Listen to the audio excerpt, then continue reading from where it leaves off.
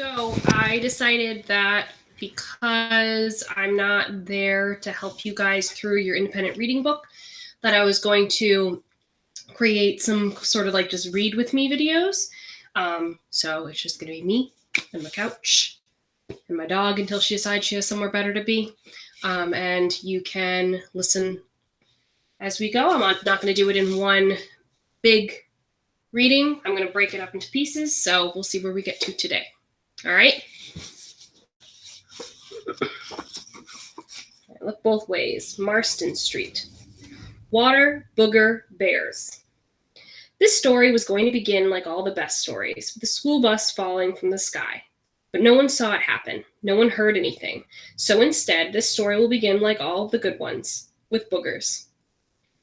If you don't get all the nasty half-baked goblins out of your nose, I promise I am not walking home with you. I am not playing, Jasmine Jordan said like she would most things with her whole body. Like the words weren't just coming out of her mouth, but were also rolling down her spine. She said it like she meant it. Said it with the same don't play with me tone her mother used whenever she was trying to talk to Jasmine about something important for her real life. And Jasmine turned the music up in her ears real loud to drown her mother out and scroll on, scroll on. If you don't take them earbuds, earphones, or whatever they're called out of your coconut head, it's going to be me turning up the volume and the bass, and I ain't talking about no music. That tone. Jasmine's booger removal warning was aimed at her stuffy-nosed best friend, Terrence Jumper, TJ. Well, Jasmine called her best friend who's a boy, but she didn't have any best friends who were girls, so TJ was her best friend, and she was his. Been like that for a long time, since he moved into Marston Street, 3 houses down from her, since the only way their mothers would let them be walkers was if they walked together because they were the only kids who lived on their block. Since 6 years, so since forever. The bell rang, and Jasmine and TJ had just left their class for the last class for the day, the only class they had together, Life Science, Mrs. Fantana. You've been back to school for 2 days, and you're already starting with me? TJ spun the black lock dial confidently, like he would feel the difference in the grooves and would know when he landed on the right numbers. How could I not? Look at them things. Honestly, TJ. I don't even know how you're breathing right now, Jasmine continued. Their lockers were right next to each other, luckily, because Jasmine, unlike TJ, turned her lock with an intense concentration, glaring at it as if the combination could up and change any second, or as if her fingers might stop working at any moment. And if for some strange reason either of those things happened, at least she knew TJ was right there to help.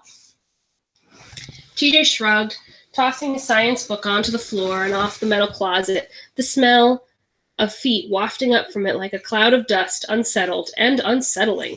The floor of his locker was littered with empty snack bags that Jasmine had slid through the door vent between classes over the last 2 days. Trash, yes, but Jasmine and TJ called them friendship flags, the litter of love. And because Jasmine had been gone for a while, they were basically notes that said, "I've missed you," in Cheeto dust. Then, finally, with the hardened snot like any tiny stones rolled in from the entrances of his nose, TJ turned the bottom of his shirt up and mopped it. A streak of slime smeared across his lip as he swiped and pinched and dug just enough for it to count as a dig, but not enough for it to count as digging. TJ lifted his face upward so Jasmine could get a clear line of sight into his nostrils. "Better?" he asked, half sincere, half hoping that there was one more booger left and that it was somehow making a mean face at Jasmine. Jasmine stared into TJ's nose like she was peering through a brown microscope of flesh, and she did this, totally unfazed by the fact that TJ had just used his t-shirt, the one that he was wearing, as a tissue. And why would she be bothered? Not that it wasn't disgusting, it was, but she'd known him a long time, had seen him do things that made boogers at the bottom of a t-shirt seem like nothing more than an added decoration. Booger bedazzle. A little flavor for his fashion. Had seen him use his fingers to pick gum off the bottom of his sneakers and hers, and of course nothing would ever beat the time he clapped a mosquito dead right when it had bitten him, then licked the fly slime off of his arm. That one Jasmine had dared him to do, paid him $1 for it. Worth it, for both of them. "You know, I can see straight through to your brain," Jasmine said, pretending to still be examining, "and it turns out there's a whole lot of it missing." She plucked TJ's nose. "Psych, psych, psych, psych. Now you good. I guess I can be seen with you now." Whatever, locker slam. I mean, we all boogers anyway. You might be a booger, locker slam, but me, I ain't no booger. That's what you think. TJ went on as they swapped backpacks. His was light. Jasmine's was packed with every class's textbook and all the world's notebooks. Makeup work. She could have carried it herself, but TJ was concerned about her back, about her muscles, because she was still recovering from the attack. They headed down the crowded corridor, noisy with sneaker squeaks and thick with end-of-day funk. See, I've been thinking about this. Boogers ain't nothing but water mixed with, like, dust and particles from the air and stuff like that. How you know? Jasmine interrupted, knowing TJ. He could have heard this anywhere. Like, from Cynthia Sauer, everybody called her Say-So, who jokes like 99.9999% of the time. Looked it up online once, TJ explained. Was trying to figure out why they so salty. Wait, Jasmine thrust a hand up and as if walling off the rest of TJ's words. You eat them? Come on, Jasmine, it ain't fair to hold my past against me, dang. TJ shook his head. Now, if you don't interrupt me, let me continue with my hypothesis. He broke hypothesis into 4 fragmented words and put some splice to it. Hypothesis. So, boogers are basically water and dust. He put a finger up in the air, and human beings are mostly water, right? Ain't that what Fantana said at the beginning of the year? Right. Okay, follow me. Every Sunday when we be at church, they always be talking about how God made us out of dust, right? TJ and Jasmine went to the same church, where they sang in the youth choir together. TJ always asked Mrs. Bronson, the choir director, to let him sing solos, even though his voice was all over the place. A set of wind chimes and a hurricane, and Jasmine's singing wasn't much better. Only difference was that she knew it and would never think to ask for a solo. She loved to wear the graduation robes and harmonize and sway and clap, snuggling her voice into the others like drawer into dresser. Her mother always told her, holding a note is talent enough. Even though TJ couldn't hold a note, that definitely wasn't his talent. He could hold a conversation. So he continued. God making man from dust and blowing breath into his nostrils and all that, right? I guess. You think that God's breath stank? What? Never mind, probably not. TJ got himself back on track. So, if God made man from dust, and now, for some reason, man and woman, Jasmine tacked on, and women, consist of mostly water, then basically we water and dust, right? TJ was waving his hands around like he was drawing some grand equation on a visible board. Jasmine didn't say nothing, and she didn't need to for TJ to bring his theory home, which means, TJ concluded, and Jasmine could practically see the drum roll behind his eyes, we all basically boogers. TJ wore satisfaction on his face like a good lotion, and Jasmine wore confusion on hers like she'd been slapped with a gluey palm. Wrong, she clapped back. You ain't gotta believe me, TJ said, holding the door for Jasmine as they finally made it out of the building. Oh, I don't. You don't have to, TJ repeated, but that don't mean it ain't true. See, no matter what you think I'll be doing in school, I really be learning. And seriously, I need to start teaching because while all those so-called scientists and teachers like Mr. Fantana be busy trying to figure out if aliens are real, I've already figured out that boogers are like the babiest forms of babies. This made Jasmine spit air. See, even though TJ was ridiculous and annoying and sometimes gross, she appreciated the fact that he always made her laugh whether she wanted to or not. Whether he was trying to or not. He was always there to chip some of the heart off. Tear at the toughness Jasmine had built up over the school year. It had been a rough one for her. It started with her parents separating and her father moving out. There was no drama around it, no fighting, nothing ugly, nothing like the movies. At least not that she knew of. Just a really uncomfortable conversation at the dinner table with her folks looking at her like she was an exotic fish in a sandwich bag, darting back and forth while she squirmed in her seat as if her skin were too tight on her body. We love you very much. It's not your fault. Sometimes relationships change. Sometimes people are better apart. None of this is your fault. Your father and I love you very much. Your mother and I love you very much. Actually, that part was very much like the movies, especially the ones about girls her age. The kitchen table conference, the follow-up, knock knock on the bedroom door, the kid cussing at dad, the mom saying, language! The weekend visits, the awkwardness of both parents asking if everything is all right over and over and over and over and over again. And that was just the first quarter. That was before she had her worst attack, and not an attack by someone else. She ain't got jumped or nothing. Instead, her body attacked itself. Jasmine had a blood disease since birth. sickle cell anemia, which can affect almost every part of the body, organs, joints, even vision. But for the most part, it hadn't given Jasmine any real problems. A little pain sometimes, but nothing too bad until this year when she went into full-on crisis and her body became a blaze. At least that's what it felt like. Her hands and feet swelled like plastic gloves full of water, heavy and tight, ready to burst. Her muscles felt like they'd become splintered wood, and she imagined her bones were splintering and growing growing of their own.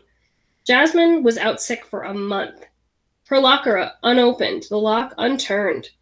Her mom and dad, together and apart, weirdly hovering over her hospital bed like aliens from movies, even cornier than teenage family dramas. Her parents' coldness thawed by the one and only TJ, who would show up, crack some jokes, break some ice, and leave some empty potato chip bags next to Jasmine's bed to add to the 30 he left in her locker. Friendship flags. And when Jasmine finally returned to Latimer Middle School 2 days ago after being jumped with questions from classmates who'd almost never spoken to her before she got sick, people who looked at her sideways for being so close to TJ because boys and girls just can't be just friends, Jasmine and the guidance counselor, Ms. Lane, had to figure out how she was going to catch up on her work. Couldn't do it while she was laid up because she could barely move. It hurt to hold a pen, hurt to turn a page, which was how she knew she wasn't a booger. Couldn't have been a booger. She wasn't gooey enough. Maybe all boys are boogers, always acting like rocks when really y'all just blobs of dusty water. Jasmine joked as she and TJ crossed at the light, the crosswalk like a bridge leading them over the tar water from school to neighborhood. They turned down Portal Avenue, a route they'd taken hundreds of times. A route TJ had been forced to take alone for the last month, and even though Jasmine had been at school yesterday, her mother had been too nervous to let her walk on her first day back. So this was the first day walking home together again. But not me, she continued. I mean, come on, boogers get wiped away, get blown out. Okay, so if you ain't no booger, then what are you? TJ asked. Jasmine shrugged. A girl? I'm me? Come on, Jasmine, work with me here. Now TJ was spreading his arms, talked with his body like an old street hustler trying to convince people that stolen goods are a steal. If you ain't no booger, but you had to be something else, what would you be? Jasmine thought about it as they turned left down Marston, a street lined with houses that her mother always said had been around for a really long time. An old neighborhood, she'd ramble when they drove through the newer, seemingly nicer communities, where every house looked like the last house, like a choir of homes dressed in the same robes, turned the same way, singing the same melody in the same key, which makes for a boring, boring song. But Marston Street was lined with a little bit of everything. From small brick to fancy vinyl, from bay windows to colonial style, from ramblers all on one level to 3 stories. A fence here and there, a gate here and there, grass, gravel, blacktop pavement. Everything old enough to look lived in, to look tried on. Old enough to be warm and worn by a generation or 2, maybe even 3. I don't know, she said at last. I mean, what was that thing Mr. Fantano was talking about in class today? The thing he pulled up a picture of? I mean, it kind of looked like a booger. You talking about that ugly ugly slug-looking thing? What do you call it, a space bear? Yeah, she started, then she stopped. Hold up, first of all, I ain't no ugly thing, just so we clear, but I'm that, a water bear. Jasmine nodded. Yeah, water bear, TJ said, chuckling. That thing got like 8 legs, and it got them long nails like my old mother, and that weird mouth like my old mother. TJ poked his lips out and then pulled them in and poked them out and pulled them in again as if he were chewing on a giant piece of bubble gum. That thing wouldn't be scary like my old mother if it wasn't so teeny tiny, which I definitely ain't like my old mother at all. Miss Macy not scary, boy. Miss Macy ain't my old mother. She's my new mother and my mother. I don't really know like that. Right. Jasmine tried to keep all the mothers organized in her head, a different equation on a different invisible board. But my old mother, TJ let the thought trail off, shuddering for like something shot through his body just for a moment. A bad memory, maybe? Anyway, why would you want to be that thing? The water bear or whatever. Can't nobody even see it? At least we can see boogers. Because of what Mr. Fantano was saying about how the scientists tested that little water bear thingy and they found out it might be the toughest living thing in the world, in the universe maybe. Said it could survive the hottest heat and the coldest cold and the pressurest pressure. I mean, they sent it into space, and it came back crawling around like ain't nothing happened. Just crawling. That's me all day, with nails intact. Jasmine huffed on her fingers and pretended to buff the purple painted tips. Yeah, if you believe all that, I guess. Well, if you can't believe God made us out of dust, which I believe, because you're definitely the dustiest person I ever known, then I can believe Mr. Fantana about this water bear. Shoot, we probably be stepping on them every day and don't even know it. TJ looked quick around the ground, suddenly wondering what lived beneath the cracks in the concrete. Scratched his arms like maybe the water bears were crawling in the crevices of his dry skin, and he didn't know because he couldn't see them. Jasmine watched him fidget. Huh. She never really witnessed him nervous. TJ wasn't afraid of boogers, dog poop, eating bugs, or anything like that. But maybe that's because he could see them. He could smash and smear and disappear them. But it dawned on her that he seemed freaked out dealing with the things that wouldn't smash or smear, the things already invisible living around him, and maybe even on him, and there was nothing he could do about it. They got to TJ's house. No gate, no fence, a patch of dry grass. The house was small and wooden, like it had been built without machines, no bulldozers or anything like that. Just human hands and love and hammers and nails and more love. There was a hole in the screen door that had been there for years. TJ's foot had done that. He said sometimes his feet get mad and do things like kick or stomp or run. Don't blame him, he'd say. And Jasmine would laugh because his jokes were always funny, even though she knew they were almost never jokes. They sat on the steps out front, bumped shoulders, and talked more about the water bears and boogers, and decided that maybe they could be both. Water bear boogers, Jasmine suggested while tying her shoes. TJ offered a slight adjustment. How about water booger bears? Ah, water booger bears, Jasmine perked up, nodding. I like that. The door opened behind them, and the screen screeched a striking impression of TJ's voice. I thought I heard something out here. It was his not-so-new mother, his mom of 6 years, Miss Macy. She was dressed in her work uniform, navy pants, navy shirt with a name tag on it, offset by her fuzzy, dingy pink house slippers. She bent down and kissed both Jasmine and TJ on the tops of their heads, the remnants of her day now hovering around them like hard work halos. How was school? Fine, TJ said, smirking, sniffling, scratching. Pretty good, Jasmine confirmed. That's what I like to hear, Miss Macy said. They knew what was coming next. So, what y'all learned today? Even though Miss Macy asked this question, the same question every day, her voice was still so interested. Jasmine looked at TJ. He looked back at her, a new booger resting in his left nostril. It seemed to have appeared out of nowhere, like boogers often do. He wiped it with the back of his hand, and they both chimed in unison like a Sunday choir. Nothing. All right, next chapter.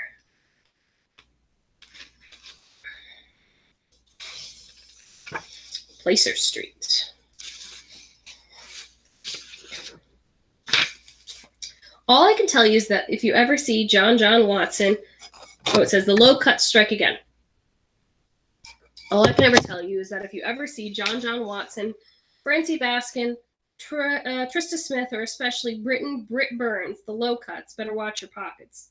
These four, they'll steal anything that jingles.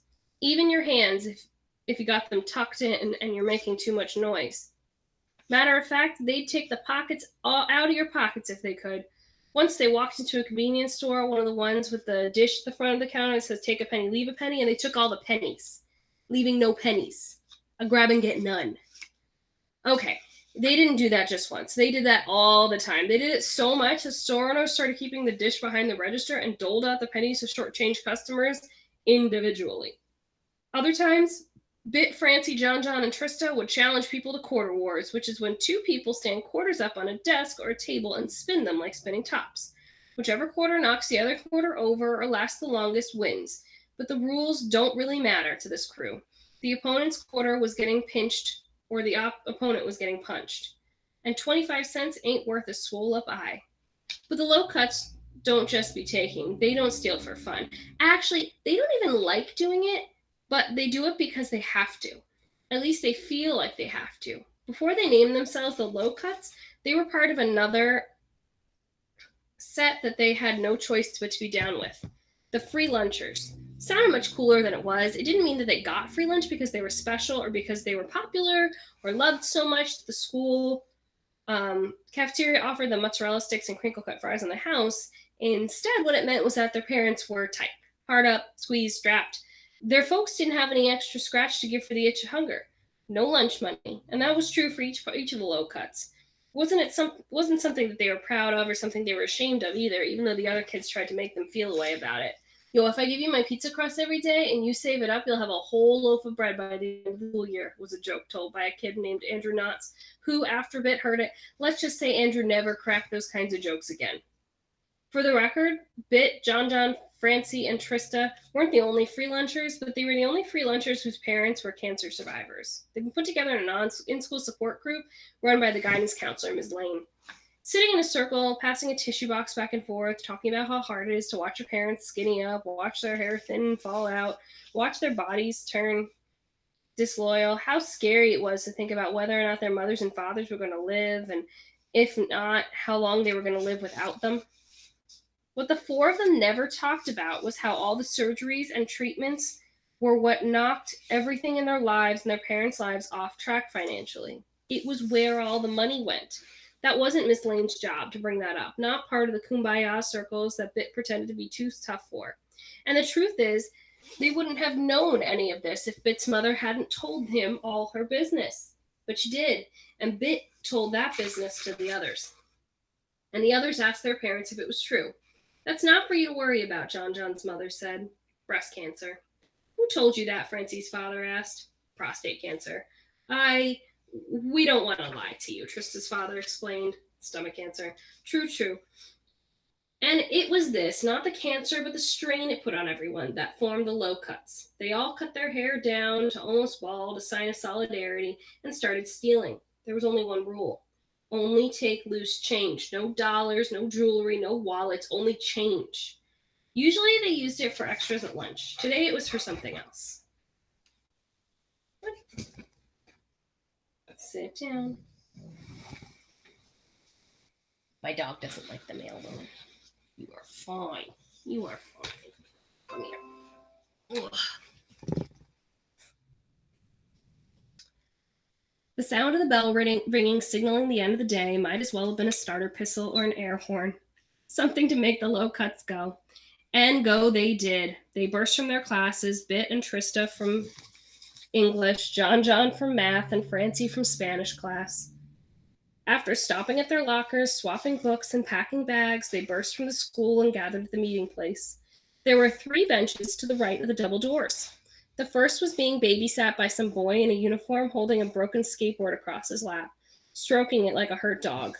The second was occupied by Gregory Pitts and his friends, swatting their arms through a cloud of body spray that sounded like cinnamon if cinnamon smelled like garlic.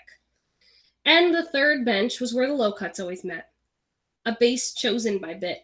Bit was the tiniest person in the crew, and the obvious leader.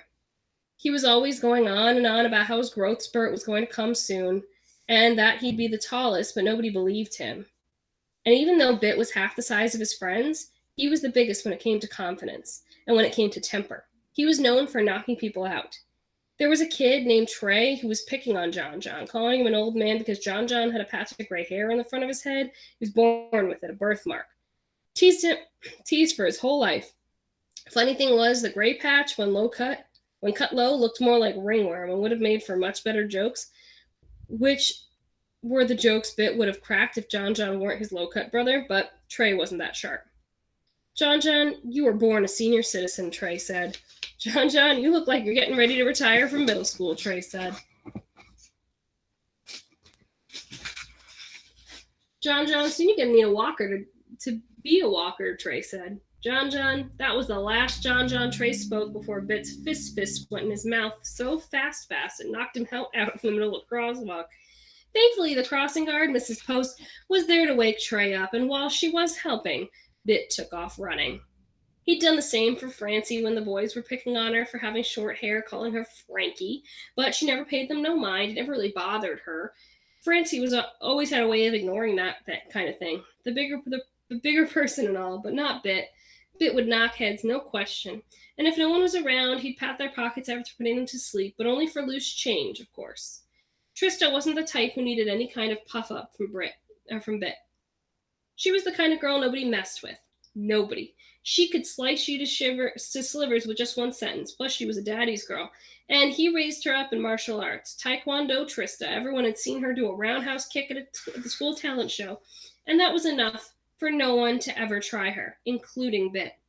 The four of them together were the kids teachers were concerned about. The ones they talked trash about in the teacher's lounge. The ones they marked as at risk. They were the ones Walkley would wag her finger at and shake her head at whenever they walked down the hall or sat together or had secret meetings at lunch. The way they were, a braid of brilliance and bravado, concerned everyone. Everybody ready? Bit asked, one foot on the bench, huddling everyone up. Trista was the only one not paying attention. She was talking to a boy who responded awkwardly, like he was scared or something. No surprise. Trista? Bit shot her a look. Ready, Trista joined the fold, slipping her phone from her back pocket to check the time. It's 3:16. Truck comes in an hour, Francie announced. Let's see how much we got, John said, opening his hand. Some dimes, a nickel. Everyone else dug in their pockets and dropped a few findings in John's cupped palm. A few more nickels, some found in the change slots of the lunchroom vending machines. Others found deep in the pockets of unsuspecting skinny boys wearing unforgiving skinny jeans. Quite a few pennies found swept around into the corner by Mr. Munch, the school's janitor. These had to be sifted out from dust bunnies, gum wrappers, and hair ties. Nickels and dimes swiped from teachers' desks, only from the top, never from the drawers. No quarters on this run, unfortunately. Trista moved the change around with her finger, counting. 70, 80, 85, 86, 87, 88, 89, 90, Bit asked, his eyes darting from John's palm to the double doors. Miss Wilkley was always too close for comfort. Yeah, only 90 cents, Trista confirmed, counting it all again. She turned to Bit, who was rocking back and forth, anxious. Think that's enough? Bit spat. We'll make it work.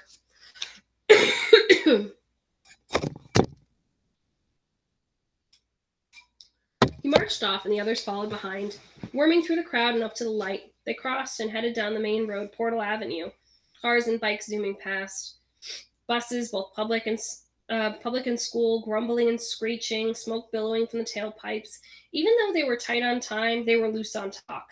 Francie, in particular, was motor mouthing. She always did when she was anxious, asking John if he'd ever heard of anybody named Satchmo, because there was a kid in her Spanish class named Satchmo Jenkins, and she just liked the name. Nope, never heard of anyone else named Francie either, though, John said with a shrug. Yeah, well, but Francie is short for Francis, she went on. Well, maybe Satchmo is short for Satch Maurice.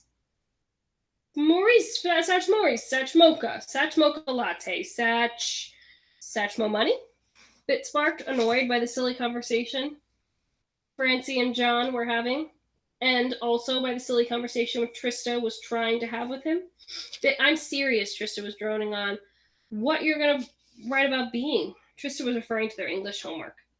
Miss Broom wanted each student to write about being something else, not a person, a thing. Keep telling you, Trista, I don't know, Bit replied as a school bus rumbled by. How about a school bus? That good enough for you? Not really, Trista said. The school bus was coming to a stop, its brakes grinding. Bit covered his ears. I hate that sound. Matter of fact, I'd be a school bus that could fly. That way, I ain't gonna hit the brakes and make all that noise. Bit looked over at Trista. How about that? All I'm gonna say is I could totally see you. A school bus falling from the sky. Trista laughed to herself, but just loud enough for Bit to hear. Well, at least then I'd be a rocket. After 6 blocks, they turned down Crossman Street, stopping at the first house, the one that sat in the corner. An older girl with a bunch of cars parked in the yard, or an older house with a bunch of cars parked in the yard. Barrel grills and big wheels in the driveway. A mess, but the home of the munchy monster, Miss Cece. Miss Cece had been the neighborhood candy lady since the Low-Cuts parents were kids. She was known for making sure everybody got a fair shot at sweet treats because she knew not everybody could get to the corner store.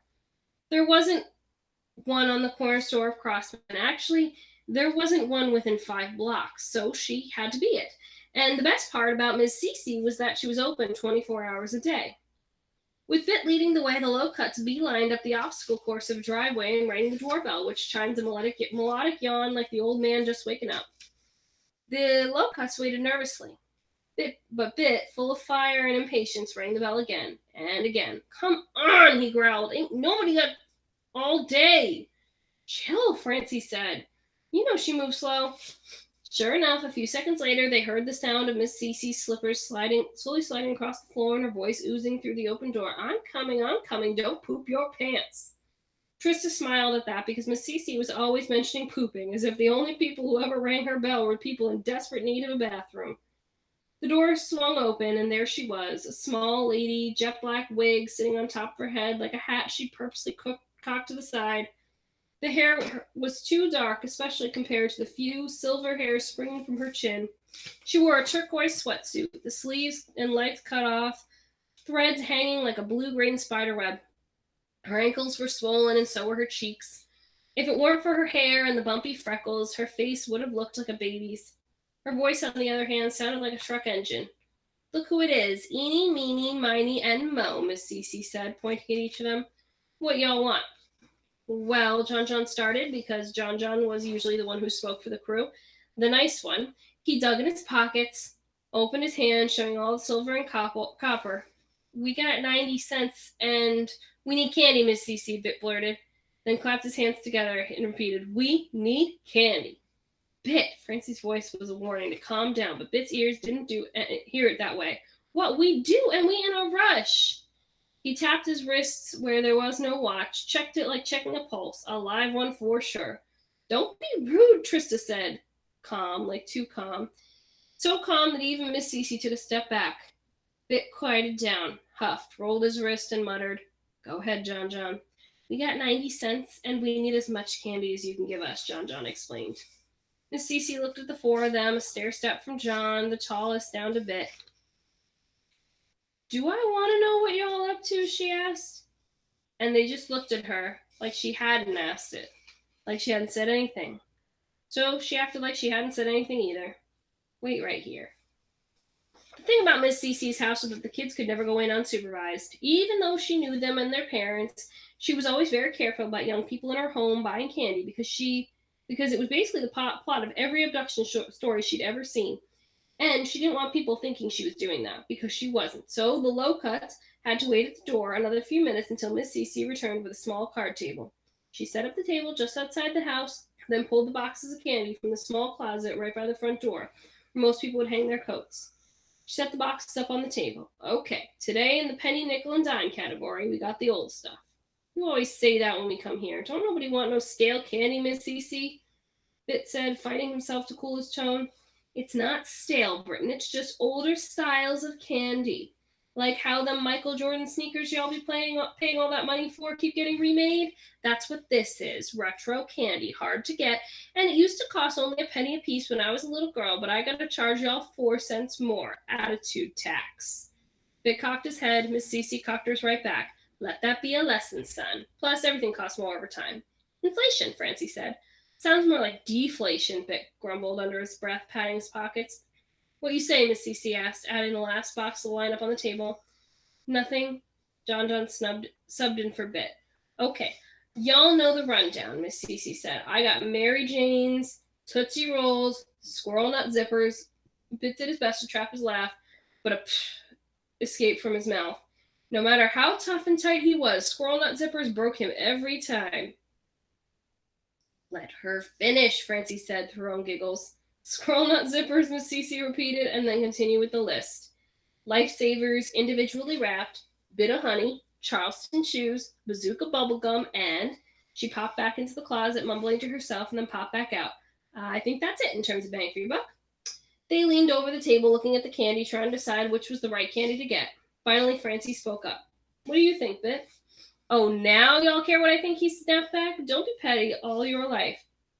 That was from John. We just know you know what to do with it better than us," Francie explained. "You know how to use it?" "Exactly," Trista said, scratching her ears. Her head. Miss Cece covered her ears. "I don't want to know. I don't want to know." Bit turned to her. I mean, you said this candy was from when you were young, right? Miss Cece pulled her hands away from her face. That's right. So, which was your favorite? Miss Cece surveyed the table. I'd have to say it's a tie between the Mary Janes and the Lifesavers. I mean, that's peanut butter mixed with syrup, and the Mary Janes was like heaven. But the pure sugar of the Lifesavers was to little Cecilia a lifesaver. So we'll take as many of both of those as we can get. Miss Cece started to count them out, and a few seconds later, there were 18 pieces of candy in front of them. 9 Mary Janes, 9 Lifesavers. John let the coins fall into Miss Cece's hands, Bit scooping up the candy. Later, Miss Cece said, already walking away, boy, one of these days you're going to learn some manners, she clapped back. Tell your mama I'm praying for her. Matter of fact, I'm praying for all your mamas, knuckleheads. Low cuts, Francie said, smiling. Right, low cuts, short cuts, whatever. You'll always be knuckleheads to me. Come on! Bit was at the end of the driveway, rocking back and forth, antsy. We're running out of time. They're back to the main road, back to the busy Portal Avenue with the cars and the trucks and the other kids, other walkers, lollygagging on their way home from school. What's the math, Francie? John asked as he pulled a wad of sandwich bags from his pocket. Francie was the smartest low cut when it came to numbers. She could break it all down in her head the way that would have taken Bit and John a calculator to do. And Trista probably 2 pages of long division. 18 pieces. We do bundles of 3. That's 6 bundles. Sell them for $1 a pop. That's only $6, Bit said. Yeah, and that's enough, John replied. No, we need more. We can get more. Bit had turned around and was walking backwards so he could look his friends in the faces. I know these guys. I mean, I know these kinds of guys. They don't carry change ever, so we charge them $1.50 and they'll give us 2. Matter of fact, we don't even have time for all those transactions. Let's just do 3 bundles of 6, $2.50 a pop. We'll all pay 3 and we'll walk with 9. See, even though Francie was the best at math, Bit was the best at the hustle. No doubt about it. When they got to Placer Street, which they'd practically run to after figuring out the numbers, they stopped on the corner, ran out of breath, and organized the candy. 3 Mary Janes and 3 Lifesavers in 3 bags. Trista slid her phone from her back pocket again. It's 3:44. We got 15 minutes. Gotta make this quick, Francie said, twisting the bags, tying knots on top of them. A block down the street, they came to a building that looked like an old house that had a sign out front, Placer Pool. The low-cut stood outside, stared at the building for a moment, working up the nerve to go in, and whether the nerve was worked up or not. Once Bit said, ready? He took off for the door. It chimed when he pushed it open and stepped into the smoky building. John, Trista, and Francie following close behind. Silence, except for one pool ball smacking against the other. Then total silence. Old men, like scraggly human cigarettes with non-human cigarettes dangling from their mouths, all turned and looked. And after a few awkward seconds, Bit ballooned his chest with bravery, rolled his shoulders back, and said, candy for sale. A man came from behind an old wooden bar. Kid, you can't be in here. Bit knew he couldn't be in there. He knew none of them could be in there. But he had been watching this place for a while. He'd been sitting across the street, checking out who was going in and how long they stayed. The smoke that came screaming out every time the door opened, the cussing men who went on about losing money, and the laughing men who bragged about winning some. This was a place for pool players, but more than that, Bit knew it was a place for hustlers. Don't I know you? Another man said. Don't matter if you know me, Bit shot back. Me and my friends are selling candy. Say bye or say bye. John, Trista, and Francie were impressed by that line. They'd heard Bit talk like this before. This wasn't the first time they'd done this. They'd walked into a bingo hall once and heard him tell an old lady he was her troll doll, the only good luck charm she'd ever need. But this time was different. There was a knife in his voice, something sharp they'd never heard. And the guy did know him. Knew him from the neighborhood. That guy had fixed his mother's car once, and Bit had stood next to him, mean mugging. The whole time, the guy was under the hood, just in case he tried to cheat his mom. We don't want no candy, so how about we got Mary Janes and Lifesavers, Francie joined in. Held the bags up like they were full of gold coin. Yeah, we got Mary Janes and Lifesavers, Bit said, doubling down. Mary Janes? A man wearing an eye patch called from the back of the room. He set his pool cue down on the table next to him and walked towards the low-cuts. What y'all know about Mary Janes? We know we got them, and Lifesavers too. Individually wrapped, John added, just because of its a detail Miss Cece kept adding. The man chuckled. I can't remember the last time I had a Mary Jane. He slapped the guy next to him. You? Been a long time. Used to go down south to visit my grandpappy, and he'd always get that kind of stuff in his pocket. Be all melted, but still be good. And Grandma used to give us strawberry candy when she ran out. She'd give us cherry lifesavers and them butterscotch, another man. Ooh, and don't even get me started on them squirrel nut zippers. This came from the guy who ran the place. All this is great, gentlemen. Bit put a pothole in the middle of memory lane. But like the man said, we ain't allowed in here, so how much? Eye Patch asked. Bit turned and looked at his friends, bounced his eyebrows just slightly, enough for each of them to see. Bundles of 6, 3 of each candy, $2.50. $2.50? That's penny candy. At least it was when I was coming up. Eye Patch couldn't believe it. My mother said gas was $1 when she was a kid. And I heard Jordan's cost a cool like $80, John followed, again stealing Miss Cece's line. Guessed everything costs more in time. The low cuts, in what seemed like one fluid motion, all shrugged. I'll tell you what ain't never been cheap, kids, Eye Patch said, and I'll tell you what's hard to find, Mary Jane's, one of the other men said, digging in his pockets. He clearly had no idea that there was a woman who'd sold them right around the corner. You said $2.50? Yeah, Bit said, bouncing on his toes, anxious. You got change? Bit looked at his friends again, bounced his eyebrows again. Nope. The man pulled $3 from his pocket, handed it to Bit. Francie handed over the first bag. Trista spoke up. Thank you. Hey, I took them dollars off him, he replied to Trista. But, pointing to a red-haired man who just laughed and muttered something about that they couldn't hear. 8-ball corner pocket. Cha-ching. The buyer bumped his fist. And that was it. The last 2 bags were snatched up immediately because it turned out the thing about men in pool halls is none of them want to be outdone. For John, Francie, and Trista, it was like looking at a room full of bigger bits in the future. $9 later, low cuts were out the door and almost out of time. Trista didn't bother checking her phone. They knew they were late because they saw the ice cream truck pulling from its usual post in front of the 5th house on Placer Street. It hadn't been there when they'd gone to the pool hall. It arrived at 4 every day, and it never stayed if kids weren't waiting to buy anything. Gone by 4:02. It was 4:03, so they ran. All 4 of them broke out down the street, sprinting, screaming for the ice cream truck to stop. Halfway down the block, it finally did. The low cuts ran up to the truck, slapping their hands on the side of it. The driver yanked the window open. Almost missed me, the ice cream man said. He looked like somebody's big brother. More like somebody's big brother than the ice cream man. What can I get for y'all? 4 vanilla soft serves, Bit ordered. Cup or cone? Cup.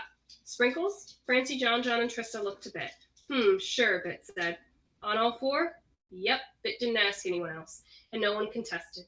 The ice cream man handed cup after cup through the window, rainbow sprinkles all over them.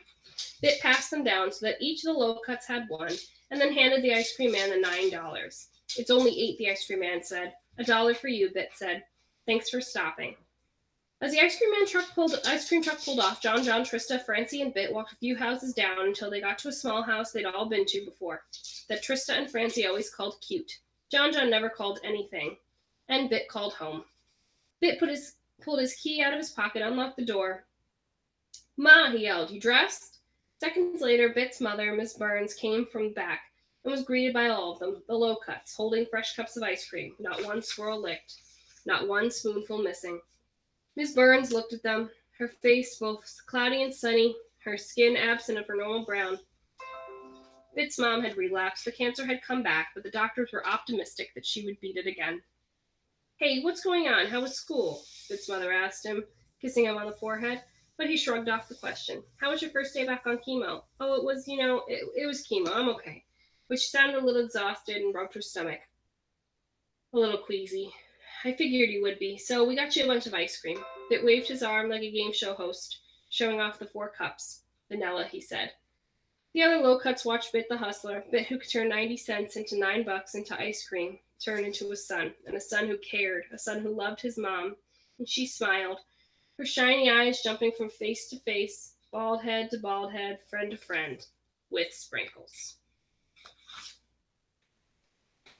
All right.